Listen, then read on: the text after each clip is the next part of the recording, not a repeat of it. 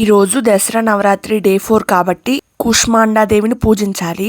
పురాణాల ప్రకారం బ్రహ్మాండం అంతా ఈవిడ చిన్న నవ్వుతోనే సృష్టించబడిందని చెప్తున్నారు. ఆమె చిన్న నవ్వుతోనే అనంత శక్తిని వెలువరించి డార్క్ యూనివర్స్ ఫస్ట్ లైట్ ని సృష్టించిందని దేవి భాగవతం ప్రకారం చెప్తుంది. ఆమె ప్రపంచమంతా క్రియేట్ చేశాక ఈ దేవికి 8 భుజాలు వచ్చాయంట.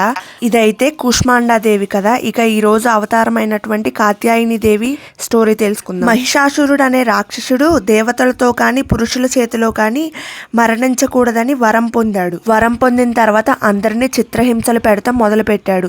ఆ మహిషాసురు మర్దనం చేయడానికి ఈ కాత్యాయని అమ్మవారు సృష్టించబడింది. పూర్వం కాత్యాయనుడు అనే గొప్ప మహర్షి ఉండేవాడు. ఆయన తన తీవ్రమైన తపస్సుతో జగన్మాత తన కుమార్తెగా పొందాలని కోరుకున్నారు. అమ్మవారు అప్పుడు ప్రత్యక్షమై నీ కోరిక నెరవేరుతుంది అని వరం ఇచ్చింది. బ్రహ్మ విష్ణు మహేశ్వరులు తమ శక్తులన్నింటినీ ఏకం చేసి ఒక శక్తిని సృష్టించారు.